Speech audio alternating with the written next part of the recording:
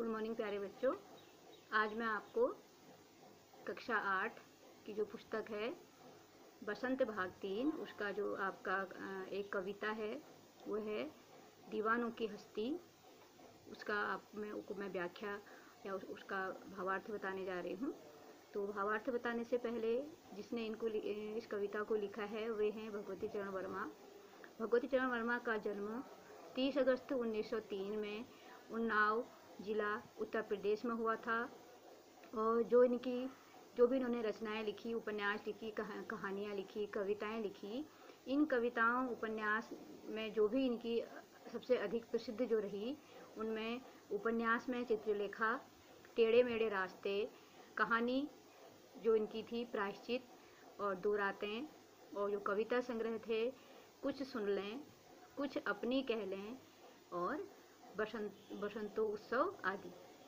और इनकी मृत्यु 5 अक्टूबर 1981 में हुई थी। और इनके साहित्य के क्षेत्र में इनके उत्कृष्ट योगदान के लिए इन्हें साहित्य अकादमी पुरस्कार से भी सम्मानित किया गया और इन्हें पद्म भूषण भी इन्हें दिया गया था इनके अपने साहित्य के क्षेत्र में उत्कृष्ट योगदान के लिए।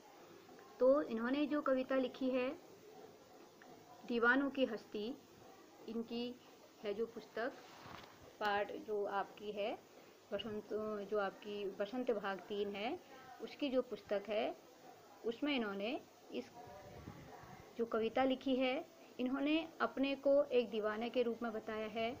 और दीवाने को लोग, समाज के लोग उन्हें अच्छा नहीं समझते हैं।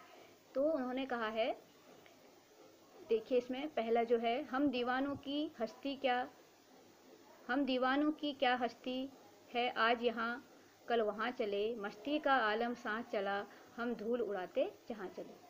तो इन पंक्तियों में कवि कहते हैं कि दीवानों की कोई अपनी हस्ती नहीं होती है, अर्थात हस्ती का मतलब वो अपने को कुछ नहीं समझते हैं, उन्हें अपने के कुछ होने का कोई घमंड नहीं रहता है कि वह एक बड़े आदमी हैं, और ना ही वह किसी चीज़ की कमी का उन्हें कोई मलाल होता है। वो उन्हें जीवन में जो कुछ मिलता है वह उसी में खुश रहते हैं और मस्त रहते हैं।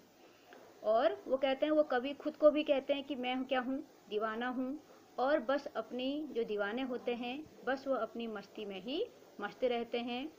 उनकी इस मस्ती और खुशी के आगे कोई भी दुख नहीं टिक पाता है। मतलब अगर उन्हें वो मस्ती है तो खुशी और गम दोनों को वो समान रूप से मानते हैं और धूल की तरह वो उन गमों को उड़ाते हुए आगे चल जाते हैं। तो कवि कह रहे हैं कि जो मस्त लोग होते हैं, जो दीवाने होते हैं, वह किसी प्रकार के खुशी के आगे वह किसी को दुख को भी कोई नहीं समझते हैं, दुख को भी वह खुशी की तरह अपना लेते हैं। फिर है,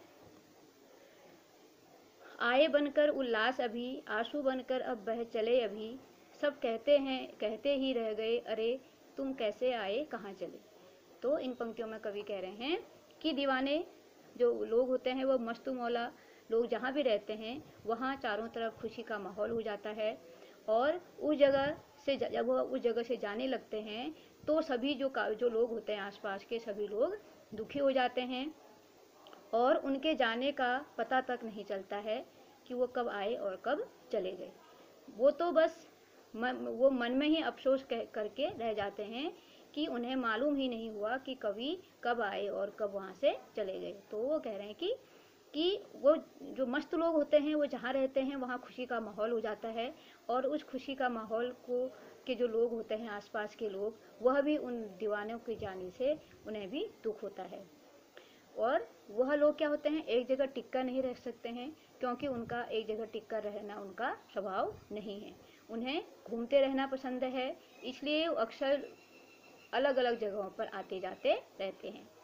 फिर है, किस ओर चले यह मत पूछो, चलना है बस इसलिए चले, जग से उसका कुछ लिए चले, जग को अपना कुछ दिए चले।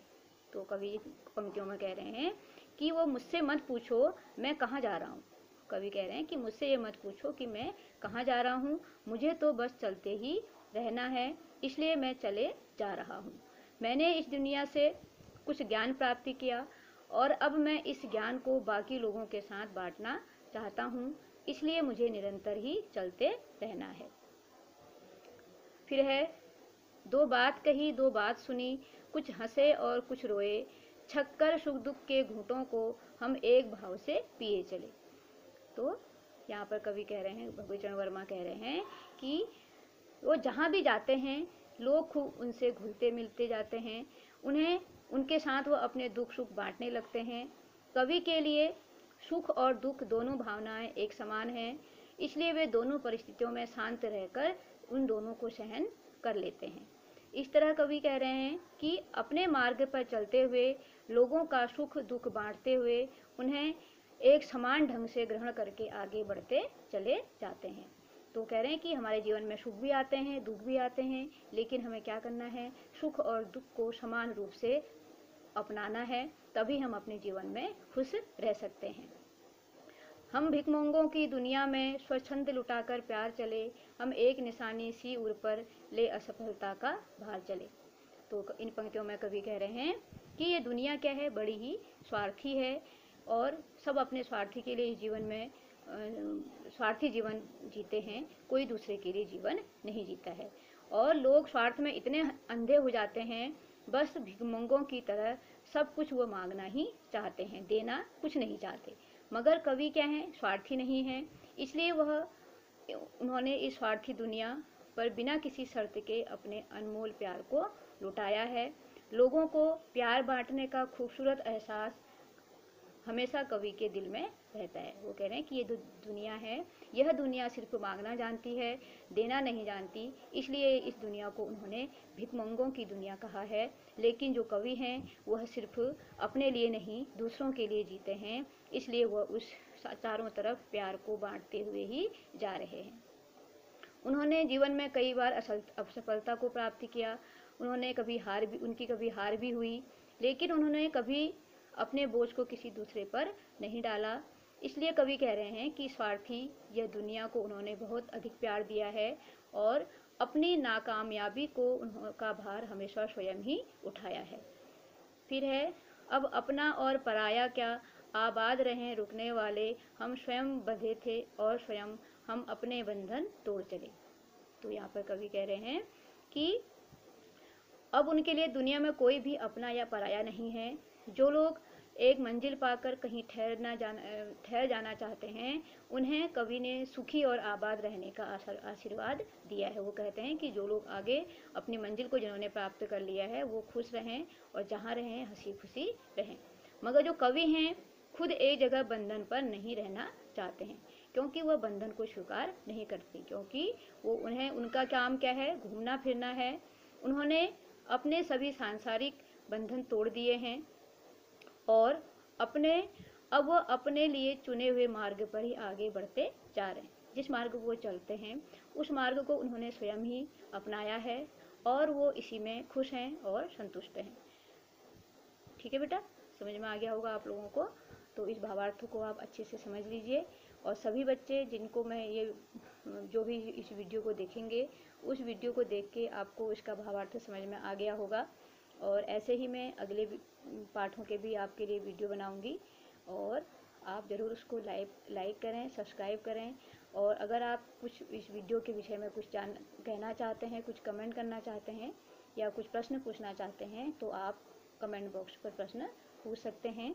और कोई ऐसा विशेष पाठ है जिसे आप चाहते हैं कि पढ़ाया जाए, या कोई विषय या कोई आप किसी विषय के बारे में आप चाहें कि मैं पढ़ाऊं, तो आप कमेंट बॉक्स में कमेंट कर सकते हैं। धन्यवाद।